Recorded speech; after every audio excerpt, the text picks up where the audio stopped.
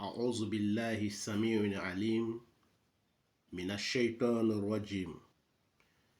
بسم الله الرحمن الرحيم، وصلى الله على من لا نبي بعده، محمد بن عبد الله وعلى آله وصحبه وسلم تسليما كثيرا، والحمد لله رب العالمين. Assalamu alaikum wa rahmatullahi wa barakatuhu. Chers frères et sœurs en islam, nous remercions Allah subhanahu wa ta'ala, nous les louons, nous les glorifions. Allah est omnipotent, Allah est omniscient. Nous les remercions de nous avoir rendus musulmans. Nous demandons à Allah Ta'ala la protection contre les satans lapidés, les satans les bannis, qui a été banni du paradis de Allah Subhanahu wa Ta'ala. Nous demandons à Allah Subhanahu wa Ta'ala sa bénédiction, salut et paix sur le prophète Mohammed sallallahu alayhi wa sallam, Allahumma salli ala Muhammad wa ala alihi wa sallim, ainsi que sa famille et ses nobles disciples, et tous ceux qui vont les suivre jusqu'au jour de la résurrection. Amin. Chers frères et sœurs en islam, nous revenons aujourd'hui avec vous sur les rêves en islam, l'interprétation des rêves en islam. Nous avons nos saison 4.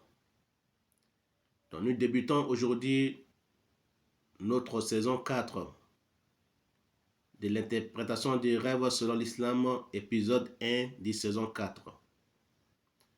Donc nous allons vous parler, chers frères et sœurs l'islam, d'un lit d'enfant. Un lit d'enfant. Quand on voit un lit d'enfant dans les rêves qui n'a pas les mêmes interprétations avec les lits des parents, qu'est-ce qui signifie les lits d'enfant dans les rêves? Qu'Allah fasse que ce soit bonheur pour moi et pour vous dans ce monde d'ici-bas et l'au-delà. Amin. Allahumma jal khaira. Voilà, chers frères et sœurs en islam, les lits d'enfants nous parlent de la famille de quelqu'un, ou ça nous parle de la famille d'un homme ou d'une femme. Si le lit est un lit des parents, cela parle aussi de la maman et papa. La femme qui n'enfante pas et qu'elle voit un lit d'enfant, alors elle enfantera, Inch'Allah. Si le lit d'enfant est cassé, cela parle d'un enfant handicap. Si le lit d'enfant est cassé, cela parle d'un enfant handicap. Qu'Allah fasse que ce soit bonheur pour moi et pour vous. Amin.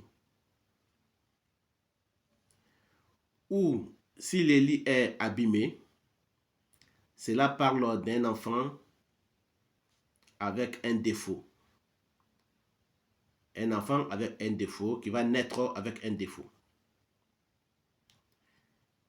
Les lits d'enfants parlent aussi de la crèche. La crèche ou les lieux d'enfants comme école, maternité. Donc les lits d'enfants nous parlent de ça aussi. Ça nous parle de la crèche.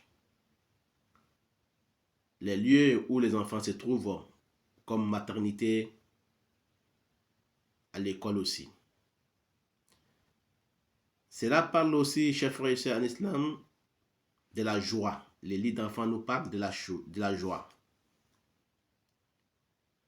Cela nous parle aussi, chers frères et sœurs en islam, de l'amour maternel des parents pour l'enfant.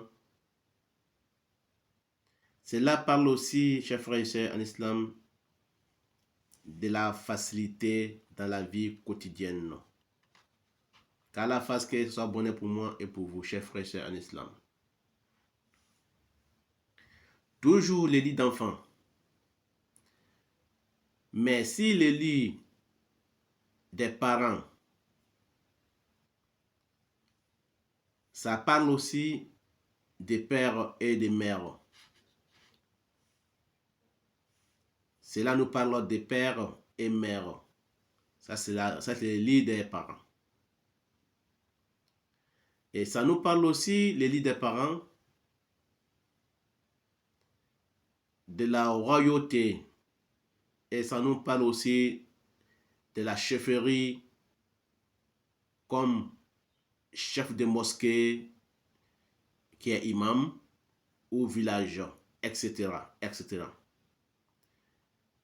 S'il y a un matelas sur le lit, c'est-à-dire que s'il y a un matelas sur le lit, ça parle d'une femme mariée ou une femme célibataire qui va se marier très bientôt si le matelas est sur le lit. Si elle est célibataire, comme on l'a dit, elle va se marier très bientôt. Si la femme est mariée aussi, alors les matelas ici nous parlons d'elle-même. Et les lits parlent de son mari. Donc les matelas parlent de la femme et les lits parlent de son mari. Si le lit est cassé, ça parle de la mort du mari de la femme ou de la maladie grave du mari de la femme. Si le matelas est vieux, c'est que la femme, elle est vieille.